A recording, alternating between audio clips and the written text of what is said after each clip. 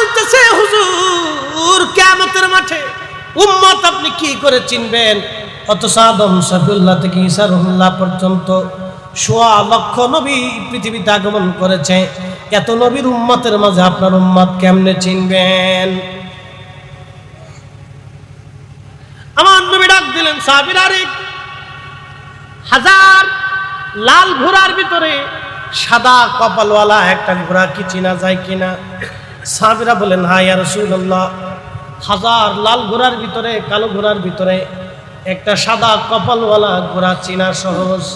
নবীজি বললেন, সাহাবীরা রে, আমার উম্মতেরা 5 ওয়াক্ত নামাজ পড়বে, 5 ওয়াক্ত নামাজের আগে 5 ওয়াক্ত ওযু করবে। ওই ওযুর কারণে ওযুর চিহ্নগুলি সেই দিন নূরে নূর চমকাইতে থাকবে। ওই নূর দেখিয়া দেখিয়া আমি নবী আমার উম্মতকে হাউজে কাউসারের পানি পান করায় দিব। একবার জোরে বলা যাবে কি মারহাবা? নামাজ জোরে বলেন কি? আরো জোরে, আরো জোরে। যেই উম্মত নামাজ পড়ে না হাউজে কাউসারের পানিও পাবে না। কথা কন না কেন? যেই উম্মত নামাজ পড়ে না, ওযু করে না, হাউজে কাউসারের পানি পাবে না। আরো এক প্রকারের উম্মত হাউজে কাউসারের পানি পাবে না। তারা কারা? আল্লাহ রাসূল বলতেছেন, ওই হাউজে কাউসারের পানি আমি যখন পিলাইতে থাকবো তখন একদল উম্মত দৌড়ে আসবে পানি পান করানোর জন্য। ঠিক তাদের মাঝে এবং আমার মাঝে ফেরেশতারা পর্দা ফেলে দিবে, ব্যারিকেড দিয়ে ফেলবে। তখন আমি নবী বলবো, আমার উম্মতি উম্মতি, এরা আমার উম্মত, আমার উম্মত, ফেরেশতারা আমার উম্মত, তোমরা পর্দা ছেড়ে দাও।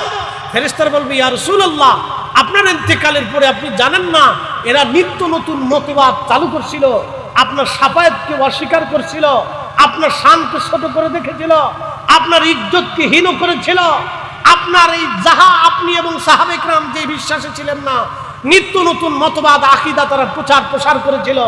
ইয়া রাসূলুল্লাহ, তারা নতুন নতুন বেদাতি আকীদা অর্থাৎ বেদাতি দল, আহলে সুন্নাত ওয়াল জামাত ব্যতীত পৃথিবীতে যত দল আছে 72 ফেরকা, সব ফেরকা বেদাতি বেদাতি বেদাতি।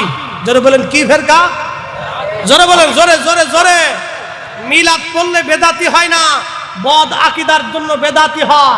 আল বেদাতু ফিল ইতিকাদ, তারা আকীদাগত বেদাতি, আকীদাগত বেদাতি, আকীদাগত বেদাতি। আল্লাহর নবী বললেন, আমার উম্মত ঠিক তখনই আমি বলবো, সুলকান সুলকান, দুরহ দুরহ লিমান গায়রা বাদি, আমার পরে তোরা নতুন নিত্য নতুন মতবাদ চালু করেছিলি, বেদাতির দল, সরে যা সরে যা। আজকে তোদের এখানে হাউজে কাউসারের পানি জায়গা হবে না। তারা হাসরের মাঠের এক কোণায় মন বেজার করে বসে থাকবে, মন বেজার করে বসে থাকবে। তাসওয়াদু উজুহুম, তাদের চেহারা দেখলে বোঝা যাবে তারা জাহান্নামী, মলিন হয়ে বসে থাকবে, মলিন হয়ে বসে থাকবে। ইবনে আব্বাস কোরআনের আয়াতের তাফসীর করতে যায় বলেন, ওহুম আহলুল বেদাতি, তারা বেদাতি দল, অল গুমরা, তারা গুমরাহী দল। তারা নতুন নতুন আকীদা প্রসার করেছিল, নিত্য নতুন মতবাদ চালু করেছিল। এই জন্য আহলে সুন্নাত ওয়াল জামাতের আকীদার বাহিরে পৃথিবীতে যত আকীদা আছে সব বেদাতি। আহলে সুন্নাত ওয়াল জামাতের মতবাদের বাহিরে পৃথিবীতে যত মতবাদ আছে সব মতবাদ বেদাতি বেদাতি বেদাতি। একমাত্র আহলে সুন্নাত ওয়াল জামাতি জান্নাতি। একসাথে বলা যাবে না আল্লাহু আকবার? না না, হাত উঁচু করে বলেন আল্লাহু আকবার। জীবনের শেষ সময় পর্যন্ত আহলে সুন্নাত ওয়াল জামাতের দামনকে দাঁত দিয়ে কামড় দিয়ে ধরে রাখতে হবে। কথা বলেন ঠিক না বেঠিক? আল্লাহু আকবার।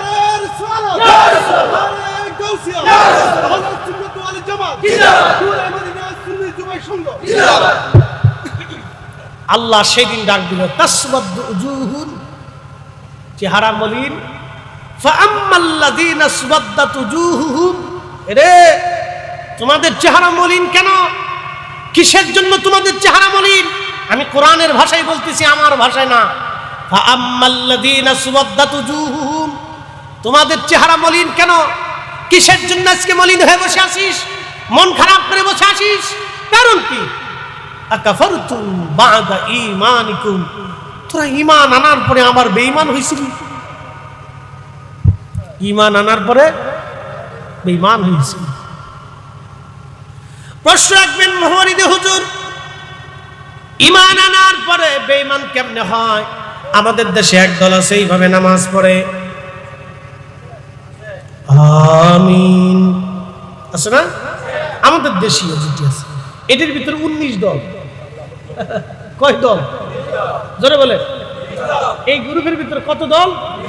19 দল হয়েছে। 19 দল। একটা আরেকটারে গুতায়, আরেকটা আরেকটারে গুতায়। 19 দল। এরা আবার নাম দিছে আমরা বিরাট বলে হক্কানি। 19 দল। আমিন। এই দলের আকীদা হচ্ছে আল্লাহ আকার। এই দলের আকীদা হচ্ছে মুহাম্মদ রাসূলুল্লাহ কিয়ামতের ময়দানে নিরূপণ, তিনার কিচ্ছু করার ক্ষমতা নেই। একসাথে বলেন, একসাথে জোরে বলেন বেদাতি। জোরে বলেন, আরো জোরে, আরো জোরে। বেদাতি চিনাই দিয়ে যায় ওরা। আমরা কই বেদাতি? আমরা বেদাতি না, ওরা কি? জোরে বলেন কি? আরো জোরে বলেন কি? নিকৃষ্ট বেদাত। বেদাত ফিলে ইতিকাদ, আকীদাগত বেদাতি, মারাত্মক বেদাতি। কোরআন বলতেছে وَمِنَ اللَّيْلِ فَتَهَجَّدْ بِهِ نَافِلَةً لَكَ। প্রিয় নবীজি, তাহাজ্জুদ নামাজ আপনি আদায় করেন, তাহাজ্জুদ কাজা করেন না ইয়া রাসূলুল্লাহ। আসা, কোরআন শরীফে আসা শব্দ যেখানে ব্যবহার করেছেন আল্লাহ সেখানে বেশি গুরুত্ব দিয়ে বলছেন অবশ্যই আমি আপনাকে দেব। অনেকেই ব্যাখ্যা করে সম্ভবত, কোনো সম্ভবত শব্দ হবে না। ইমাম ইবনে কাসির তাফসীর ইবনে কাসিরের মধ্যে লিখেছেন কোরআনে আল্লাহ যেখানে আসা শব্দ ব্যবহার করেছেন সেখানে আল্লাহ বিরাট বড় গুরুত্ব দিয়ে বলেছেন অবশ্যই আমি আল্লাহ আপনাকে দিব। আসা আইয়াবআসাকা রাব্বুকা মাকামাম মাহমুদা। একবার জোরে বলা যাবে কি ইয়া রাসূলুল্লাহ, ইয়া রাসূলুল্লাহ, ইয়া হাবিবাল্লাহ, ইয়া রাসূলুল্লাহ, ইয়া হাবিবাল্লাহ। আমার মৌত নিদান কালে থাকি নবীজি আমার শিয়রে করিব চুম্বন কদম ধরিয়া। ইয়া রাসূলুল্লাহ, ইয়া হাবিবাল্লাহ, ইয়া রাসূলুল্লাহ, ইয়া হাবিবাল্লাহ। মাতা পিতা যাহাদের অন্ধকার কবরে দেখি নবীজি মায়াবী নজরে তরায়া লইও হাসর মাজারে, তরায়া লইও হাসর মাজারে। ইয়া হাবিবাল্লাহ, ইয়া রাসূলুল্লাহ, ইয়া হাবিবাল্লাহ। আল্লাহ ডাক দেখে হাবিব অবশ্যই আমি আপনাকে সর্বোচ্চ মাকাম, সর্বোচ্চ মাকাম, এই মাকামের পরে আর কোনো মাকাম নাই, এই মর্যাদার পরে আর কোনো মর্যাদা নাই। সর্বোচ্চ মর্যাদা মাকামে মাহমুদের অধিপতি বানাবো, মাকামে মাহমুদে অধিষ্ঠিত করব ইয়া রাসূলুল্লাহ। অতএব আল্লাহর নবীর শাফায়াতকে যেবা যারা অস্বীকার করে, ইনকার করে, সব কয়টাই হলো অরিজিনাল বেদাতি। বেদাতি, বেদাতি কথা বলেন ঠিক না বেঠে? আমরা বেদাতি না হেরা বেদাতি? বেদাতি। জোরে বলেন কি? আরো জোরে। জোর হয় না কেন? জোরসে বলো, আরো জোরে। বেদাতি। ফাআম্মাল্লাযীনা আসমাতুহুম কাফারতুম বাদা ঈমানিকুম। ঈমান আনার পরে তোরা বেঈমান হয়েছিলি, দূর হয়ে যা, দূর হয়ে যা। মুহাম্মাদুর রাসূলুল্লাহ সাল্লাল্লাহু আলাইহি ওয়াসাল্লাম, এই শব্দের উপরে ঈমান না আনলে ঈমান হবে না, ঠিক কি না? যদি মুহাম্মদকে রাসূলুল্লাহ মেনে নেন তাহলে মুহাম্মদ সাল্লাল্লাহু আলাইহি ওয়াসাল্লামের কিয়ামতের ময়দানে আল্লাহর নবী যেই যেই মর্যাদা দিয়েছিলেন নবীকে আল্লাহ, সেই সেই মর্যাদা আপনাকে বিনা বাক্যে, বিনা শর্তে আপনাকে মেনে নেওয়ার নাম হলো মুহাম্মাদুর রাসূলুল্লাহর উপরে ঈমান আনা। আমার নবীর যত গুণ আছে, যত কথা কন না, যত যত যত যত গুণ আছে সব গুণে নবীকে মানার নাম, নবীর সর্বগুণে নবী মানার নাম মুহাম্মাদুর রাসূলুল্লাহ সাল্লাল্লাহু আলাইহি ওয়াসাল্লাম। সালাতুন ইয়া রাসূলুল্লাহ। হায় হায় সালাতুন ইয়া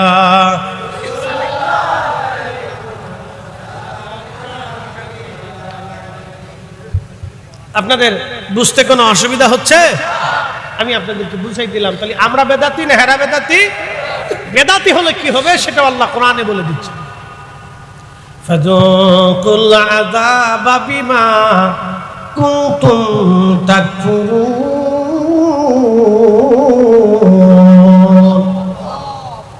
যাও আজকে জাহান্নামে চলে যাও। কোথায় চলে যাও? ঈমান আনলো, নামাজ পড়লো, রোজা রাখলো, হজ করলো, যাকাত দিল, জান্নাত হলো না। কথা কর না কেন? ঠিক আছে, নামাজ পড়লো, রোজা করলো, জিকির করলো, হজ করলো, যাকাত দিল, কিন্তু জান্নাত হলো না। কারণ আকীদাগত বেদাতি, আকীদাগত, জোরে বলেন, আকীদাগত বেদাতি। ফাযুকুল আযাবা। কোরআন শরীফে ভুল টুল আছে না? কোরআন আল্লাহ পাক কোরআনে বলতেছেন ফাযুকুল আযাবা বিমা কুনতুম তাকফুরুন। ওই কুফরির কারণে, বেঈমানের কারণে, বদ আকীদার জন্য তোমরা আজকে জাহান্নামে চলে যাও, তোমাদের আর কোনো জায়গা হবে না। ওই বেদাতির দল আরো একটা আকীদা আছে তাদের, লা ইলাহা ইল্লাল্লাহ, বলেন আল্লাহ ছাড়া আর কোনো মাবুদ নাই। আল্লাহর গুণ আছে না নাই? আল্লাহর একটা গুণ মানবেন, আর একটা গুণ মানবেন না, আল্লাহ মানা হবে না। আল্লাহকে রহমান যেমন মানবেন, রহিমও তেমন মানবেন। রহিমও যেমন মানবেন, গফফারও তেমন মানবেন। গফফারও যেমন মানবেন, কারিমও তেমন মানবেন। কারিমও যেমন মানবেন, সত্তারও তেমন মানবেন। সত্তারও যেমন মানবেন, রাজ্জাকও তেমন মানবেন। রাজ্জাকও যেমন মানবেন, রব্বে কারিমও তেমন মানবেন। রব যেমন মানবেন, হাইয়্য তেমন মানবেন। রব চিরঞ্জীব যেমন মানবেন, চিরস্থায়ী যেমন মানবেন, তেমন জীবনদাতাও মানবেন, মরণদাতাও মানবেন। আল্লাহর যতগুলি গুণ আছে সব গুণে মানার নাম হলো লা ইলাহা ইল্লাল্লাহ। একটা গুণ মানবেন, আর একটা গুণ মানবেন না, ঈমান হবে না। এই বুকে হাত দিয়া গুরু ওরা বলতেছে আল্লাহকে আল্লাহ মানি, কিন্তু আল্লাহ নিরাকার আমরা মানি না, আল্লাহ আকার আমরা মানি। আর আহলে সুন্নাত ওয়াল জামাতের আকীদা হলো আমার আল্লাহ নিরাকার। একসাথে বলেন আল্লাহু আকবার। তুমি রহমান, তুমি মেহেরবান, তুমি রহমান, তুমি মেহের। অন্ধ গাহে না শুধু তোমার গুণগান, বলেন অন্ধ গাহে না শুধু তোমার গুণগান, বুঝেও বুঝে না তবু শান। তুমি রহমান, তুমি মেহেরবান। কখনো তোমাকে যদি ভুলি, হেদায়েতের আলো জেলে নিয় কাছে তুলি। ঠাই দিও প্রিয়তম, ঠাই দিও প্রিয়তম, ওগো মহিয়ান। তুমি রহমান, তুমি মেহেরবান, বলেন তুমি রহমান, তুমি মেহেরবান। এখন আপনাদেরকে একটু পরিসংখ্যান দিয়ে বুঝাই, মনোযোগ দেন। আল্লাহ আকার না নিরাকার? যারা বুকে হাত দিয়ে আমাদের দেশে নামাজ পড়ে ওদের আকীদা হচ্ছে আল্লাহ আকার। এখন আপনাকে বুঝাই আল্লাহ আকার নিরাকার কেমনে বুঝবেন। সূরা ইখলাসে আল্লাহ তার পরিচয় দিয়েছে, কুল হুয়াল্লাহু আহাদ আল্লাহুস সামাদ। অ্যাটেনশন, কুল হুয়াল্লাহু আহাদ। আল্লাহ জোরে বলেন, আরো জোরে। জন্ম, জন্ম নাই, জোরে বলেন জন্ম, জন্ম দেন না, জন্ম নেন না, জন্ম দেন না, ছেলে পুলা হয় না, স্ত্রী পুত্র পরিজন লাগে না। আল্লাহ নিজে রব্বুল আলামিন। আল্লাহর আরেকটা পরিচয় আল্লাহুস সামাদ, তিনি কারো মুখাপেক্ষী না, সব সৃষ্টি আল্লাহর মুখাপেক্ষী।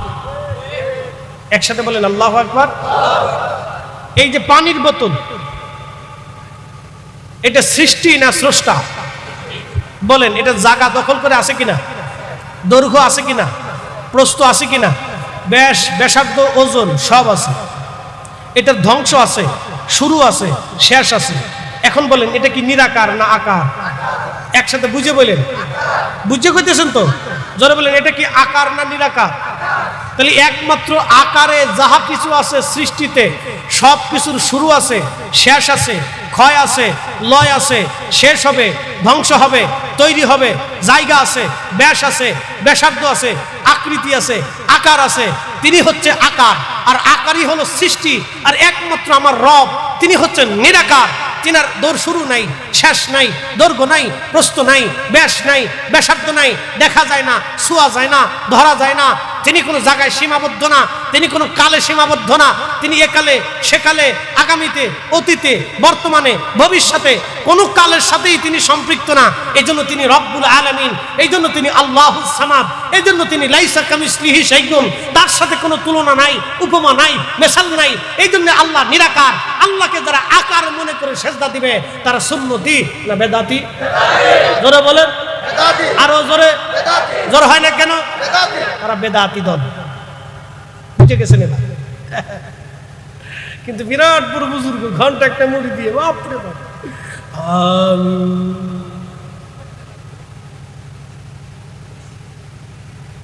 আপনাকে বুঝে তারপরে কবরে যেতে হবে, ঈমান নিয়ে কবরে যেতে হবে। ঈমান বিহীন কবরে গেলে সর্বনাশ হবে। এই জন্য আহলে সুন্নাত ওয়াল জামাতের কোনো বিকল্প নেই। কথা বলেন ঠিক না? ঠিক। প্রিয় উপস্থিতি, এই জন্য আপনাকে শানে রিসালাতের উপরে ঈমান যদি গুস্তাখি যদি হয়ে যায়, বেয়াদবি হয়, কিয়ামতের মাঠ আপনার জন্য ভয়াবহ হবে, বড় কঠিন হবে। সেই দিন রাসূল কারীমের দরজায় আপনার জায়গা হবে না। আল্লাহর নবী তারাই দিবে, দূর হবে বেদাতির দল, দূর হয়ে যাবে বেদাতির দল, বেদাতির দল দূর হয়ে যাচ্ছে, তোর জায়গা হবে না। মনোযোগ দিয়ে কথাগুলি শুনে যাবেন বাবাজি। ও বাঁশখালীর মুসলমান, যদিও নাম বাঁশখালী কিন্তু কোনো বাস নাই। বাস আছে আমাদের ফরিদপুরে একটা জায়গার নাম মধুখালী কিন্তু মধু নাই, আর একটা জায়গার নাম বোয়ালমারি কিন্তু বোয়াল নাই। আমার ফরিদপুরে এক এলাকার নাম মধুখালী, মধু নাই। এক জায়গার নাম বোয়ালমারি, বোয়াল নাই। আর এক জায়গার নাম ভাঙ্গা, জীবনে কোনোদিন জোড়া লাগে নাই। এটার নাম বাঁশখালী কিন্তু বাস নাই, সমুদ্রের পার। বাঁশখালীর মুসলমান, মনোযোগের সাথে কথাগুলি শুনবেন। কিয়ামতের ময়দানে বান্দা যদি আল্লাহর দরজা থেকে বিতাড়িত হয়ে যায়, ধরেন পাপ হয়ে গেছে, আপনার অনেক গুনাহ করে ফেলছেন, আল্লাহর দরবারে আপনি আসামি হয়ে গেছেন। হ্যাঁ সত্যই তো, আমরা কিন্তু সবাই আল্লাহর দরবারে আসামি। আমরা সবাই কি আসামি? পাপী না নিষ্পাপ? আমরা সবাই পাপী, শ্রোতা বক্তা সবাই কি পাপী? শুধু পাপ না, অনেক বড় বড় পাপ আমরা করি, হাসতে হাসতে মিথ্যা বলি। কথা ঠিক কিনা? বাদাম কিনতে গেছে পোলাপানে, বাদাম আলার জিগায়, বাদাম আলা, বাদামের দাম কত? 100 গ্রাম 25 টাকা। তো মাপো, কত মাপবো? 250 গ্রাম মাপো। 3-4 জন বন্ধু মিলে 250 গ্রাম বাদাম খাইতে দিয়ে, ওই বাদাম আলা বাদাম মাপতে মাপতে এই পাশে 25 গ্রাম টিপটি টিপটি খাই ফেলেছে। আচ্ছা, বাকি 25 গ্রাম যে টিপে টিপে খেয়ে ফেললো, এটা সুন্নত না মুস্তাহাব? একসাথে বলেন। এইটাকে যদি হারাম মনে করে থাকেন, কারণ আপনার হৃদয়ের দলিলে বলতেছে এটা অন্যায়, এটা ন্যায় হয় নাই, এটা কাজ ভালো না, কারণ আমি তোর অনুমতি ছাড়া আমি তোর বাদাম খেয়ে ফেলে দিয়েছি, এটা অন্যায় হয়েছে। এটাকে যেমন অন্যায় ভাবেন, সুদ ঘুষ, অন্যায় ভাবে জমি দখল করে নেওয়া, অন্যায় ভাবে কারো সম্পদ হরণ করা, অন্যায় ভাবে কারো টাকা মেরে দেওয়া, বাজারে বাকি আনছেন আর ফেরত না দেওয়া, হাওলাত আনছেন আর ফিরিয়ে না দেওয়া, এগুলিকে এরকম চরম অন্যায় মনে করতে হবে। কথা বলেন ঠিক না? এগুলি অন্যায়, অনেক বড় অন্যায়, এগুলি অনেক বড় অন্যায়। আমরা হাসতে হাসতে অন্যায় কাজ করি। বাংলাদেশে কত মানুষ, কত মুসলমান টাকা ফেরত দেয় না। আপনাদের কাছে একটা মাসালা বাতলা দিয়ে দেন, শোনেন। আল্লাহর নবী কোন সাহাবী ইন্তেকাল করার পরে নবীজি কবর দেওয়ার আগে তার পরিবারকে ডাকতেন, ডাকার পরে বলতেন তার কি কোনো ঋণ আছে কিনা। পরিবারের লোকজন বলতো হ্যাঁ অমুক অমুক অমুকের কাছে সে ঋণ আছে। আল্লাহর নবী তাদেরকে ডাকতেন, তোমরা কি ঋণ মওকুফ করে দিছো? কেউ দিত, কেউ দিত না।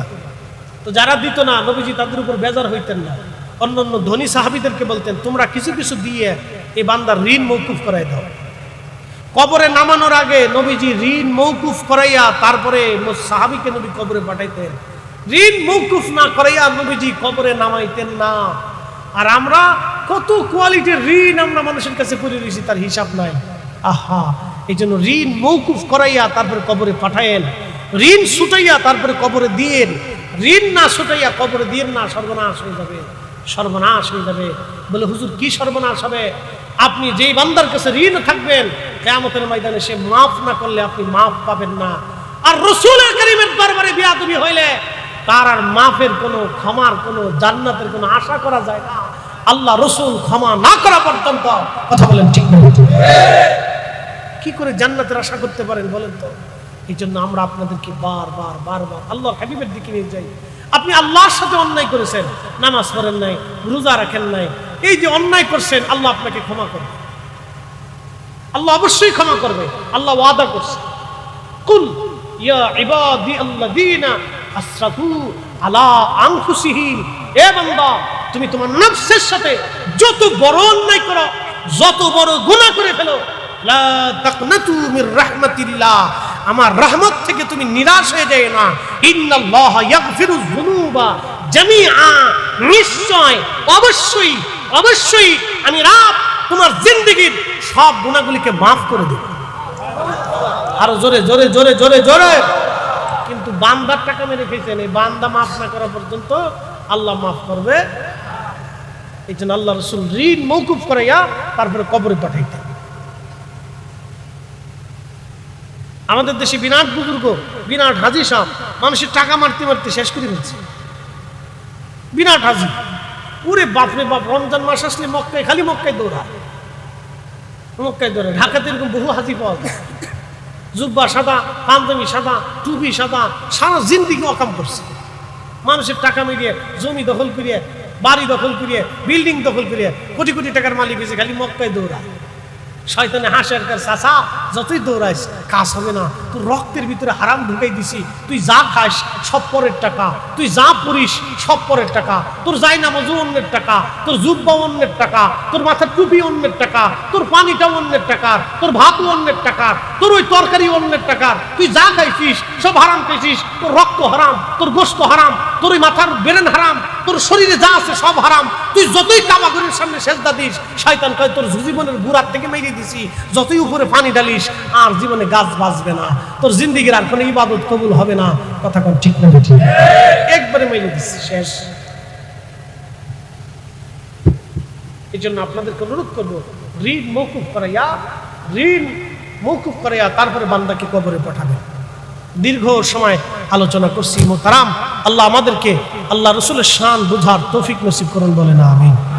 শেষ ওয়াজ হযরত হালিমাতুস সাদিয়া রাদিয়াল্লাহু আনহা বলেন, নবীকে কোলের মধ্যে নিলাম, আমার উট দড়ি রশি খুলে, উট বাঁধা ছিল, রশি ছিঁড়ে আমার উট দৌড়াইয়া দৌড়াইয়া কাবা শরীফের সামনে যায় সেজদার মধ্যে পড়ে গেল। কে সেজদা দিল? উটে সেজদা দিচ্ছে। হযরত হালিমা বললেন, উটে সেজদা দিয়ে কাবা শরীফের সামনে পড়ে গেল। উটের দুধ ছিল না, উটের দুধ আসলো। পরের দিন আমি আমার রাসূলকে নেওয়ার জন্য আমি আমার গাধার পিঠের মধ্যে চললাম। হযরত আমেনা কোলে করে সন্তান নিয়ে আসলো বিদায় দেওয়ার জন্যে, কলিজার টুকরা সন্তান বিদায় দেওয়ার জন্য আমেনা আমার কাছে নিয়ে আসছে। আমার কোলের মধ্যে আমার রাসূলকে দেওয়া হলো। হযরত আমেনা বলতেছিল, হালিমারে তুমি জানো না আমার এই সন্তানের শান কত? হালিমা তুমি কাকে নিয়ে যাচ্ছ তুমি এখনো জানো না? হালিমারে আমি তার মা, পেটে ধারণ করেছি, কিন্তু আমি আমেনা কখনো বুঝতেই পারতাম না আমার পেটের মধ্যে কোনো সন্তান আছে। আমি ঘুমিয়ে থাকতাম, রাতের আধারে কে জানি এসে স্বপ্নের ঘরে আমাকে বলতো, আমেনা তুমি বড় ভাগ্যবতী, তোমার উদরে আখিরি নবী তশরিফ এনেছে, তুমি আখিরি নবীর মা হতে চলেছ। হালিমা তুমি জানো না আমার মুহাম্মদ কত বড় শানওয়ালা? হযরত আমেনা বলতেছে, রে হালিমা আমার বেটা মুহাম্মদ কত বড় শানওয়ালা তুমি জানো না? আমি বলছি, হালিমা রে তারা আমানতের সাথে রাখবা, এবং খুব যত্ন করবা। শুনে রাখো, আমার এই সন্তান আখিরি নবী হবে, আমার এই সন্তান নবী হবে, জগৎ জোড়া তার খ্যাতি হবে। সৃষ্টির এমন কোন জায়গা নাই তার প্রশংসা না হবে, তার গুণকীর্তন ছড়িয়ে না পড়বে, তার অনুসারী দিয়ে সারা পৃথিবী ভরে যাবে। একবার জোরে বলা যাবে কি মারহাবা। নিজের ছেলের প্রশংসা মা করতেছে। হালিমা, তুমি জানো না আমার এই ছেলের শান কত? হালিমা রে, আমি যখন আমার সন্তান মুহাম্মদকে দুনিয়াতে আসে, সে আমার থেকে ভিতর থেকে যখন আল্লাহ তাকে আনে, শোনো, তখন আমি শুধু নূর দেখেছিলাম। একসাথে বলবেন আল্লাহু আকবার। খারাজা মিনহা নূর, আমি শুধু নূর দেখছিলাম, আমার ভিতর থেকে নূর বের হয়। আর এই নূরের আলোতে আমি সুদূর সিরিয়ার রাজপ্রাসাদ, রোমানদের রাজধানী রোম সাম্রাজ্যের রাজধানী সিরিয়ার সেই বিরাট বড় রাজপ্রাসাদ আমি প্রকাশ্যভাবে দেখেছি। রে হালিমা, তুমি জানো না আমার ছেলের শান কত? সাবধানে রাখবে, আমার সন্তানকে পরম আদর দিবে, যত্ন করবে। হালিমা, তুমি অনেক বড় ভাগ্যবতী।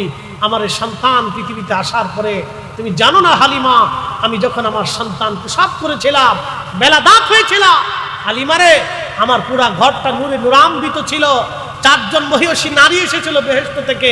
একজনের নাম হাওয়া, আরেকজনের নাম মারিয়াম, আরেকজন আসিয়া। একসাথে বলা যাবে না আল্লাহু আকবার। তারা এসে আমার সন্তানকে রিসিভ করেছিল। হালিমা, শোনো, আমার সন্তানের শান কত? আমি কখনো আমার সন্তানের গুপ্তাঙ্গ দেখি নাই, শুধু নূর দেখা যায়। হালিমা বলতেন, আল্লাহর কসম, আমি রসুলের গুপ্তাঙ্গ কখনো দেখি নাই, ওদিকে নজর পড়লেই শুধু নূর দেখতাম, নূর। একসাথে বলবেন না আল্লাহু আকবার। আপনারা দুনিয়াতে যখন ছোটকালে ল্যাংটা ছিলেন, এখনো ল্যাংটা হলে গুপ্তাঙ্গ দেখা যায় না? আল্লাহ রসুলের গুপ্তাঙ্গ কেউ কোনোদিন দেখে নাই। আল্লাহ রসুলের ইজ্জত থেকে, সম্মান থেকে এতটাই বুলন্দ করেছিলেন, তিনি খাতনা অবস্থায় পৃথিবীতে আসছে। মায়ের পেট থেকে আল্লাহ খাতনা করাই দিয়েছে। পৃথিবীর কোন পুরুষ তার ওই গুপ্তাঙ্গ ইজ্জত মুবারকে হাত যাতে না দিতে পারে, সেই জন্য আল্লাহ তাকে খাতনা করাইয়া পৃথিবীতে পাঠিয়েছে। খাতনা করে পাঠিয়েছে। আরে আমার রসুলের শান তো আল্লাহ নিজে বুলন্দ করেছে, আমার রসুলের শান তো আল্লাহ নিজে রক্ষা করেছে। অতএব উম্মত যদি ওই নবীর ইজ্জতের চাদর ধরে, আল্লাহি বিল্লাহি তাল্লাহি আসমান ওয়ালার কসম করে বলি, ওই উম্মতের দুনিয়া ধ্বংস হবে, মরণ ধ্বংস হবে, কবর ধ্বংস হবে, হাসর ধ্বংস হবে, পরকাল ধ্বংস হবে। কথা বলেন ঠিক না ঠিক? আল্লাহ ডাক দেখে, হাবিব, অবশ্যই আমি আপনাকে সর্বোচ্চ মাকাম, এই মাকামের পরে আর কোনো মাকাম নাই, এই মর্যাদার পরে আর কোনো মর্যাদা নাই। সর্বোচ্চ মর্যাদা মাকামে মাহমুদের অধিপতি বানাবো, মাকামে মাহমুদে অধিষ্ঠিত করবো ইয়া রাসূলুল্লাহ। অতএব আল্লাহর নবীর শাফায়াতকে যেবা যারা অস্বীকার করে, ইনকার করে, সব কয়টাই হলো অরিজিনাল বেদাতি। কথা বলেন ঠিক না বেঠে? আমরা বেদাতি না হেরা বেদাতি? জোরে বলেন কি? আরো জোরে। জোর হয় না কেন? জোরসে বলো, আরো জোরে। বেদাতি। ফাআম্মাল্লাযীনা আসমাতুহুম কাফারতুম বাদা ঈমানিকুম, ঈমান আনার পরে তোরা বেঈমান হয়েছিলি, দূর হয়ে যা। মুহাম্মাদুর রাসূলুল্লাহ সাল্লাল্লাহু আলাইহি ওয়াসাল্লাম, এই শব্দের উপরে ঈমান না আনলে ঈমান হবে না, ঠিক না? যদি মুহাম্মদকে রাসূলুল্লাহ মেনে নেন, তাহলে মুহাম্মদ সাল্লাল্লাহু আলাইহি ওয়াসাল্লামের কিয়ামতের ময়দানে আল্লাহর নবী যেই মর্যাদা দিয়েছিলেন নবীকে আল্লাহ, সেই মর্যাদা আপনাকে বিনা বাক্যে, বিনা শর্তে আপনাকে মেনে নেওয়ার নাম হলো মুহাম্মাদুর রাসূলুল্লাহর উপরে ঈমান আনা। আমার নবীর যত গুণ আছে,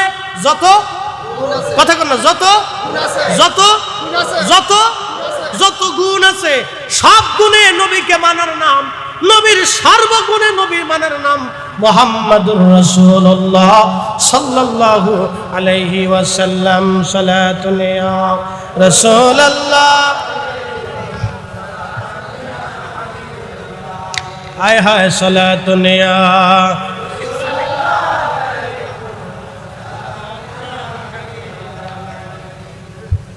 আপনাদের বুঝতে কোনো অসুবিধা হচ্ছে? আমি আপনাদেরকে বুঝাই দিলাম। তাহলে আমরা বেদাতি না হেরা বেদাতি? বেদাতি হলে কি হবে সেটা আল্লাহ কোরআনে বলে দিচ্ছে। ফাযুকুল আযাবা বিমা কুনতুম তাকফুরুন।